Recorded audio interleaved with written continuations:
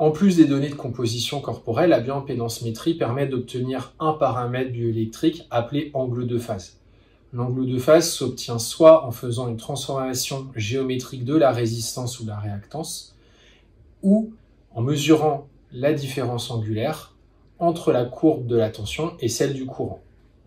Mais le plus intéressant dans le cas d'une pratique clinique, c'est que cet angle de phase est relié à la fois à l'état d'hydratation, mais aussi à l'intégrité de la membrane cellulaire qui va être altérée dans le cadre de processus physiopathologiques. Et donc, c'est ce qu'on observe actuellement d'un point de vue des valeurs de l'angle de phase. Celles-ci sont plutôt basses chez les personnes atteintes d'une pathologie chronique, entre 3,5 à 4,5 degrés, et sont très élevées chez des personnes en bonne santé, voire chez des sportifs et des sportifs de haut niveau, entre 7 et 8,5 degrés.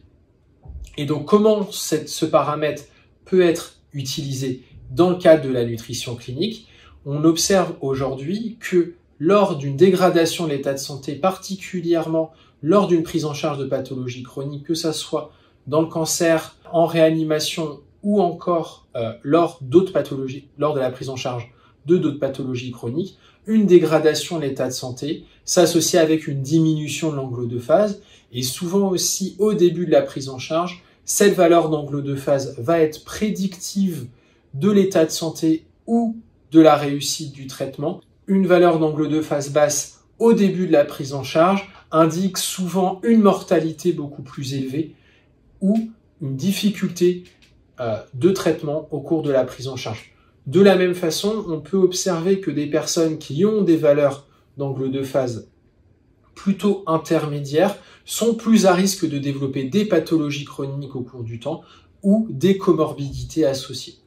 Et donc cet angle de phase, il a vraiment cet intérêt parce que à la fois il va vous permettre de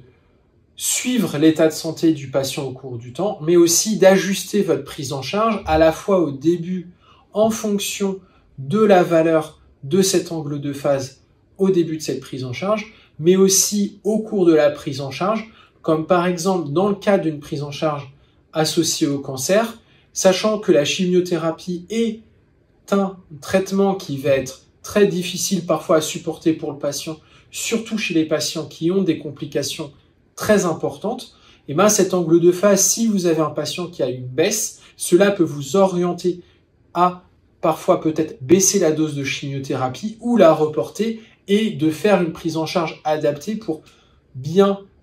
traiter la tumeur tout en limitant l'impact sur la santé du patient. C'est qu'un exemple parmi d'autres de l'utilisation de cet angle de phase et c'est vraiment un paramètre qu'il est important d'intégrer dans sa pratique courante.